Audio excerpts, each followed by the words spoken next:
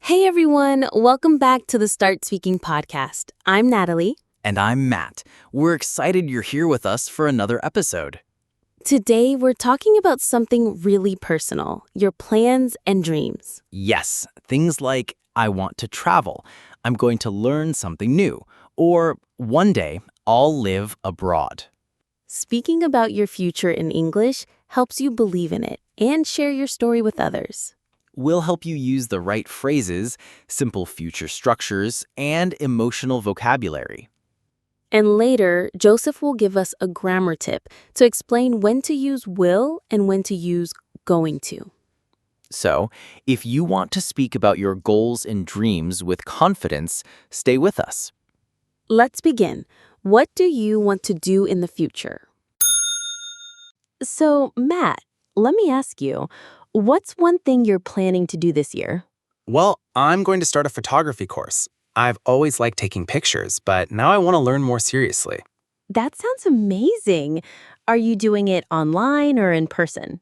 Online, I need something flexible because of my job. I'll probably study at night. Makes sense. I love that you're taking time for something creative. Thanks. I think hobbies are important, not just for fun, but for mental health too. I agree. I'm planning something new too. I want to improve my Spanish. Nice. Are you going to take a class or just study by yourself? I'll start with an app and then maybe join a conversation group online. That's a great idea. Language learning always opens new doors. Yes, and it helps me connect with more people when I travel. Do you have a trip planned this year? Not yet, but I'd love to visit Spain next year. That's part of my bigger dream. Ooh, tell me, what's your dream? Well, my dream is to live in another country for at least 1 year, maybe Spain or Portugal. That's awesome. I think you'd love it. Thanks. And what about you? Do you have a big dream too? Yes, one day I want to open my own cafe. A small place with music and books. Wow, that's beautiful. I can totally see you doing that. Talking about your future plans or dreams in English is a great way to feel connected to your goals and to other people. You don't need long answers. Just share one idea at a time. For example, one day I want to visit Japan. Or, my dream is to be a teacher. These short sentences already tell a lot about you. You can also make your English more interesting by adding reasons. Instead of just saying, I want to travel, say, I want to travel because I love learning about new cultures. It makes the conversation deeper and helps you remember more words. Try this. Share your dream and add one reason why it's important to you. And most of all, don't be shy to speak about your dreams. These are the things that inspire you. Use simple words, but speak with emotion.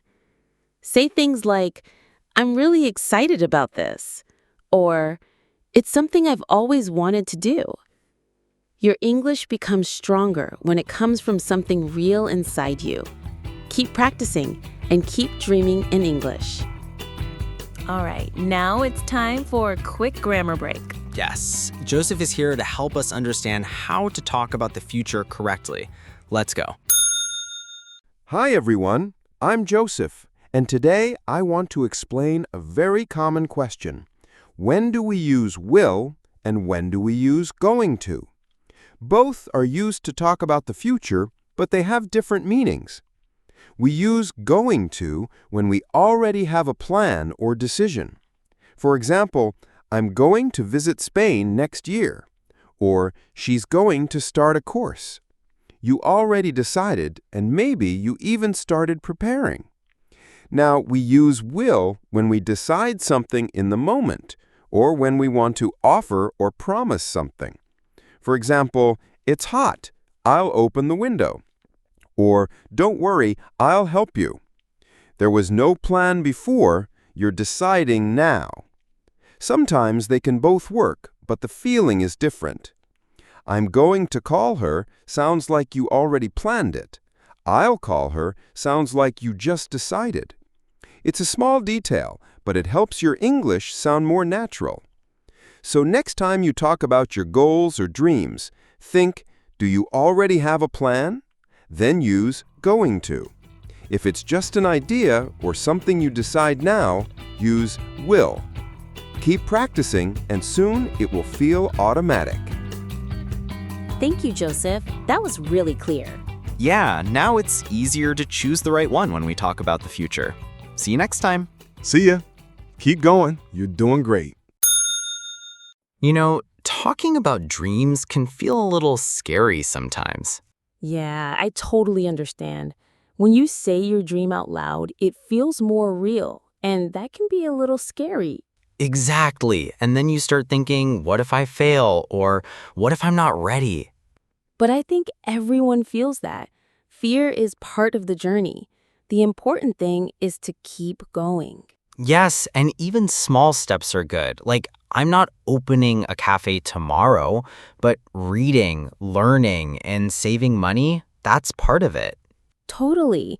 Dreams don't happen in one day. They grow little by little. And sometimes you change your dream, and that's okay too.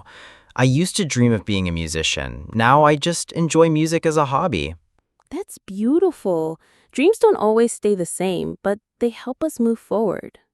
I think the key is to believe in yourself, even when it's hard. And also to share your dream. Saying it out loud, even to a friend, can make it feel more possible. Yes, when you share it, someone might say, that's a great idea, and that gives you energy. I feel that too.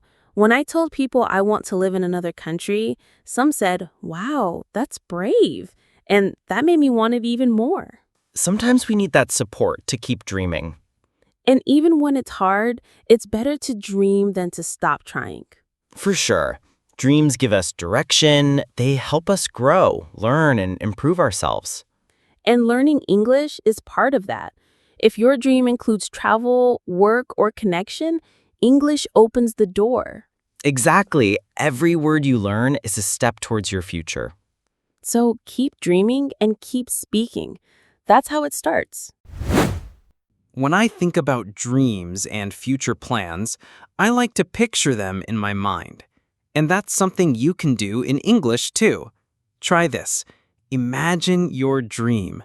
Maybe it's living in another country or starting a new job, and then describe it out loud in simple English.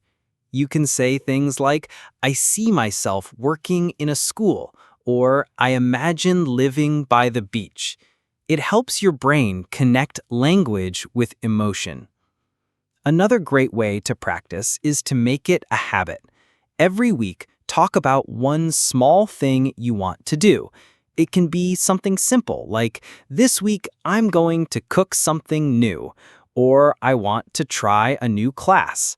These small goals keep your English active and your motivation high. And remember, your dreams are a great reason to keep learning.